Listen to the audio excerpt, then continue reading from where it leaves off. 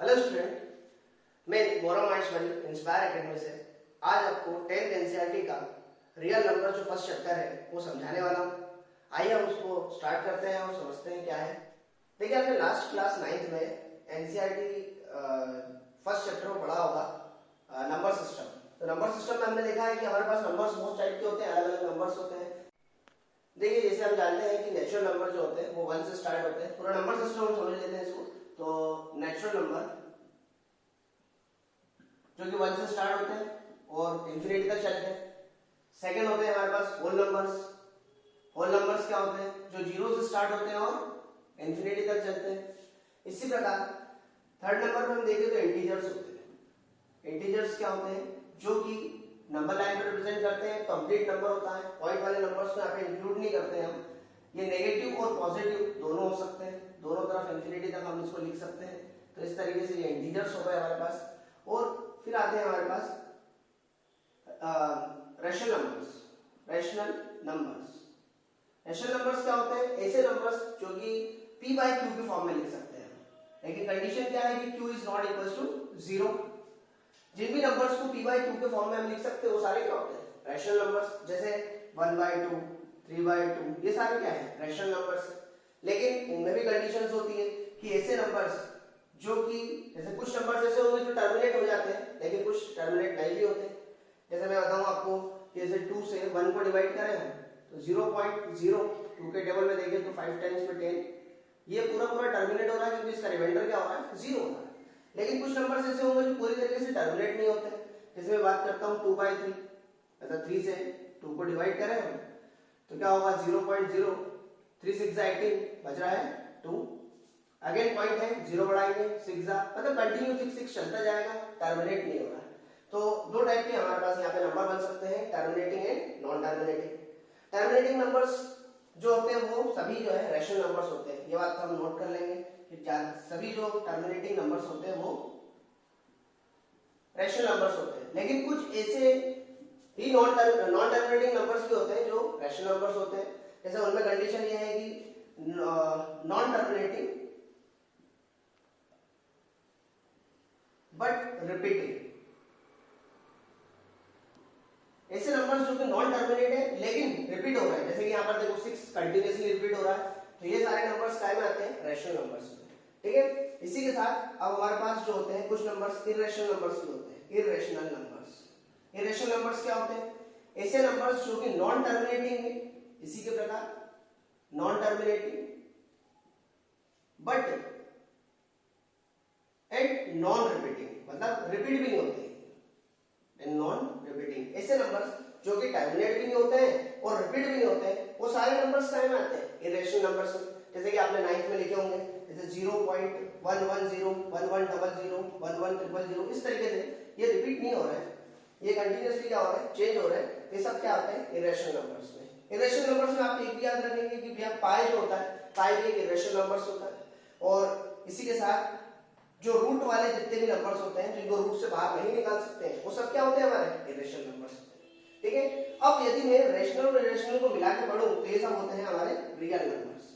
तो real numbers क्या होते हैं? Rational plus irrational. इसमें सभी नंबर्स आ जाते हैं, पॉइंट वाले, rational, irrational, all numbers contain in real numbers. ठीक है, तो हम जो पढ़ने वाले हैं वो सब किस पे पढ़ने वाले हैं? रियल नंबर्स पे। ठीक है, वैसे तो स्टार्ट जो है हमारे पास 1.1 जो एक्सरसाइज है वो यूक्लिड डिवीजन लेमा होती थी, लेकिन इस साल उसको रिड्यूस कर दिया गया है। तो हम स्टार्ट करेंगे सेकंड एक्सरसाइज से 1.2 से, जो कि जिसमें हमको सबसे पहले पढ़ना होगा फंडामेंटल थ्योरम ऑफ अरिथमेटिक्स। ठीक है, fundamental theorem of arithmetics. Fundamental theorem of arithmetics क्या होती है? Fundamental theorem. तो फंडामेंटल थ्योरम हमारी जो ये बताती है कि every composite number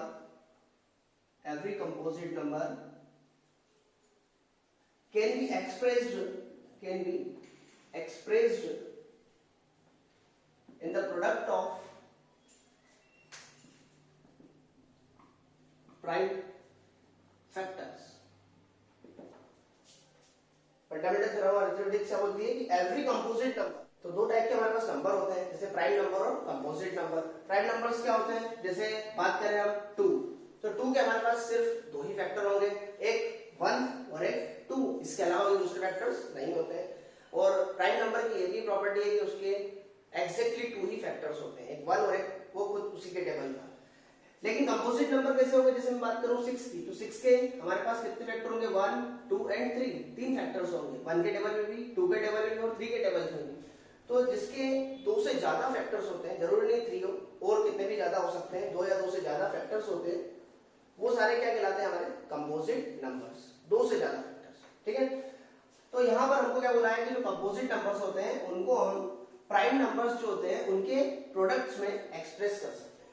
ठीक है, कैसे, जैसे मेरे पास एक नंबर है, जैसे आपके एनसीईआरटी में फर्स्ट को जो क्वेश्चन है एक्सरसाइज 1.2 का, एक्सरसाइज 1.2 फर्स्ट क्वेश्चन क्या है कि express each number in the prime factors. तो अपन कैसे कर सकते हैं, जैसे हमारे पास एक नंबर दिया 140, फर्स्ट क्वेश्चन है आपकी एक्सरसाइज का, 140 के प्राइम फैक्टर्स को हमको बनाना है, तो क्या होगा, एलसीएम लेते हैं हम इसका, 2 के टेबल से 7 टाइम्स, 0 एज इट इज, 2 के टेबल में 7 नहीं आता है, 6 3 टाइम्स में 1 इधर शिफ्ट कर देते हैं, 2 5 जा 10, देन हम यहाँ पर 5 के टेबल से देख सकते हैं, 5 7 जा एंड 7 1 जा। तो ये जो 140 के फैक्टर्स आ रहे हैं हमारे पास, इनको हम किस तरीके से एक्सप्रेस कर सकते हैं, 140 इक्वल्स टू 2 इंटू 5 इंटू 7, तो ये हो गए प्राइम फैक्टर्स। इस तरीके से आपको एक्सप्रेस करना है, जैसे तो यहाँ पर हम बोल सकते हैं कि ये फंडामेंटल थ्योरम भी यहाँ पर अप्लाई हो रही है, 140 is the composite number and 2 and 5 and 7 are the prime numbers. Okay, इसी प्रकार हमारे पास और भी क्वेश्चंस आ सकते हैं जिनको हम इस तरीके से फैक्टर कर सकते हैं, जैसे कि हम एक और क्वेश्चन देखते हैं 256, सेकंड क्वेश्चन है हमारा। यहाँ पर 256 जो है इसके हम फैक्टर्स कर लेते हैं, 2 1 जा 3 जा, सॉरी इसके फैक्टर कर लेते हैं हम, 2 1 जा 2 2 जा 2 8 जा, देन 2 6 जा 12, 2 4 जा 2 3 जा 2 2 जा, 2 से 1 10 जा रहा है, देन 1 कैरी 1 इस पे आ रहा है हमारे पास 12 हो गया, 2 6 जा 12, 2 8 जा 16, 2 4 जा 8, 2 2 जा 4 एंड 2 1 जा 2। तो ये सारे जो फैक्टर्स आ रहे हैं 2 के फॉर्म में आ रहे हैं, इसको हम इस तरीके से लिख सकते हैं, 256 इक्वल्स टू 1 2 3 4 5 6 7 8 है, तो 2 into 2 into 2 into 2 into 2 into 2 1 2 3 4 5 6 7 8। अब देखिए सेकंड क्वेश्चन हमारा क्या बोल रहा है, find the HCF and LCM. LCM HCF हमको पहले फाइंड करना है, then also verify HCF into LCM equals to product of two number. एक हमारे पास फार्मूला भी है जिससे हम इसको वेरीफाई कर सकते हैं। तो यहाँ पर हमने दो चीज यहाँ पे सीखने वाले हैं, एचसीएफ एंड एलसीएम। एलसीएम मतलब लिस्ट कॉमन फैक्टर, एचसीएफ मतलब हाईएस्ट कॉमन फैक्टर। ऐसे हमको दोनों चीजें फाइंड करना है। आइए देखते हैं कैसे फाइंड करते हैं। तो पहला जो क्वेश्चन है सेकंड का फर्स्ट है हमारे पास 26 एंड 91 है ना, इसको हम सॉल्व करते हैं। यदि हमको एचसीएफ या एलसीएम निकालना है तो पहले दोनों के अलग अलग हमको एलसीएम निकाल लेना होंगे। जैसे 26 का एलसीएम लेते हैं तो क्या आएगा, 2 1 जा 2 3 जा एंड 13 1 जा। इसी प्रकार 91 के यदि हम फैक्टर निकालें तो सबसे पहले हम इसको कौन से टेबल से देख सकते हैं, 7 के टेबल से, 7 1 जा 7, 7 3 जा एंड 13 1 जा। तो इस तरीके से देखें तो 26 जो है उसके फैक्टर क्या आ रहे हैं, 2 और 13, तो 2 into 13 इसको हम प्रोडक्ट में लिख लेते हैं। देन 91 जो है इसके भी हमारे पास दो फैक्टर आ रहे हैं, 7 into 13। ठीक है, चाहो तो मल्टीप्लाई में हम 1 भी लिख सकते हैं ताकि क्या है कभी कुछ मैच नहीं करेगा तो हम 1 का यूज करेंगे। ठीक, अब देखिए यहाँ पर सबसे पहले हम फाइंड करते हैं एचसीएफ। जब आपको एचसीएफ फाइंड करना है, हाईएस्ट कॉमन फैक्टर, तो एचसीएफ कैसे निकाला जाता है, दोनों में जो मैच करेगा वो एचसीएफ कहलाएगा। दोनों में मैच क्या करना है, यहाँ पे नंबर्स देखिए 2 मैच नहीं कर रहा है, यहाँ पे मैच कर रहा है 13 और 1। तो यहाँ पर हम लिख सकते हैं 13 into 1 मतलब 13 जो है वो आपका आंसर होगा, ये एचसीएफ है। इसी प्रकार एलसीएम निकालना है हमको, लिस्ट कॉमन फैक्टर। तो एलसीएम निकालने के लिए हम किसका यूज करेंगे, तो एलसीएम में सभी नंबर्स को ले जाता है, लेकिन इसमें हमको एक बात ध्यान रखना है, जैसे 2 इसमें आ रहा है इसमें नहीं आ रहा है तो भी हम इसको काउंट करेंगे। ठीक है, तो यहाँ पर 2 कितनी बार है, एक बार ले लेते हैं हम इसको, देन उसके बाद 13, देन उसके बाद 1 है ही सही और 7, इन सबका मल्टीप्लाई कर लेंगे, जो भी होगा प्रोडक्ट वो हमारा आंसर होगा। जैसे हम इंटू कर ले इसमें तो 7 2 जा 14 एंड 14 और 13 का इंटू करते हैं हम तो 3 4 जा 12 182 हमारे पास प्रोडक्ट होगा इसका। तो इस तरीके से देखा जाए तो एचसीएफ और एलसीएम, एचसीएफ एंड एलसीएम ये हम यहाँ पर निकाल लेंगे। ठीक है। इसके बाद यहाँ पर वेरीफाई भी करना है हमको इसको, तो वेरीफाई क्या होगा, वेरीफाई के लिए यहाँ पे फॉर्मूला दिया हुआ है हमको, LCM into SCF equals to product of two number, product of two number. इस फॉर्मूले से हमको इसको वेरीफाई करना है कि हमारा आंसर सही है या नहीं है। तो कैसे देख सकते हैं हम, तो देखिए सबसे पहले LCM कितना है 182, SCF कितना है 13, प्रोडक्ट ऑफ टू नंबर मतलब हमको जो नंबर दिए हैं क्वेश्चन में 26 और 91, इसको लिख लेंगे हम। अब देखिए इन दोनों का प्रोडक्ट अलग कर लेते हैं, इन दोनों का प्रोडक्ट अलग कर लेते हैं। प्रोडक्ट करने पर देखेंगे यदि दोनों साइड एक जैसा आंसर आता है मतलब हमारा आंसर बिल्कुल करेक्ट है, ये वेरीफाई हो जाएगा। तो इसको कैसे करते हैं देखिए आप ध्यान देना। सबसे पहले 182 में हम 13 का इंटू कर लेते हैं, 3 2 6 3 8 जा 14 24 3 और 2 5 2 8 1 2 3 6 6। और जब हम इसका इंटू करेंगे तो इसका भी चेक कर लेते हैं 26 और 91 का। हम देख रहे हैं यहाँ पे 6 2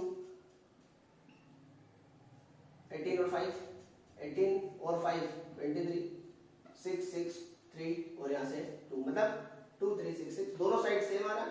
मतलब हम ये बोल सकते हैं कि ये जो हमारे आंसर आए हैं SCF और LCF बिल्कुल करेक्ट है, ये वेरीफाइड हो चुका है। ठीक है, तो क्वेश्चन लिख लेंगे। देखिए ये एक्सरसाइज का फोर्थ क्वेश्चन है हमारे पास। फोर्थ क्वेश्चन जो है बहुत इंपॉर्टेंट क्वेश्चन है और कई बार एग्जाम में पूछा गया है।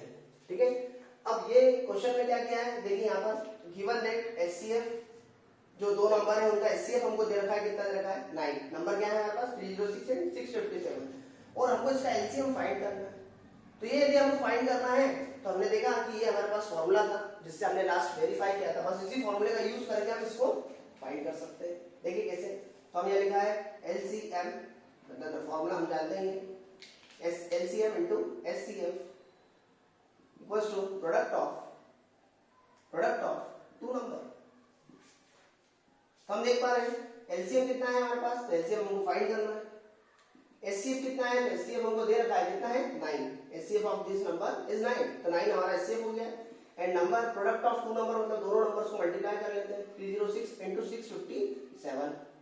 यहाँ से LCM फाइंड करना है, इस 9 को हटाएंगे तो कहाँ जाएगा इसके अपॉन में, तो LCM इक्वल्स टू क्या होगा 306 into 657 अपॉन में 9। कट कर लेते हैं इसको, तो देखिए 3 3 जा 9, 3 1 जा 0, 3 2 जा अगेन 3 से इसको भी कट कर लेते हैं, तो 3 2 जा 6, 3 1 जा 3 9 जा, कुल मिलाकर क्या आ रहा है मेरे पास 102 into 219।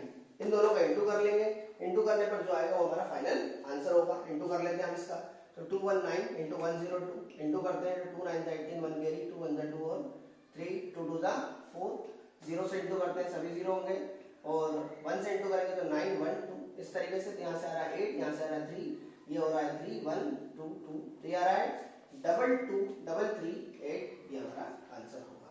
ठीक, this is LCM of 306 and 657। Thank you so much बेटा। अब ये हमारा जो फर्स्ट एक्सरसाइज है इसको मैंने कंप्लीट किया, इसमें जो मेन क्वेश्चंस थे वो मैंने आपको समझाया और यदि आपको इसमें कोई भी डाउट या कोई प्रॉब्लम्स आती है तो आप उसको कमेंट सेक्शन में बता सकते हैं। तो बेटा आप सभी जो है इंस्पायर एकेडमी का जो चैनल है इसको लाइक शेयर और सब्सक्राइब करें ताकि हम ज़्यादा से ज़्यादा बच्चों तक पहुँच सकें और हमारी जो इन्फॉर्मेशन है वो आपको शेयर कर सकें। थैंक यू बच्चों।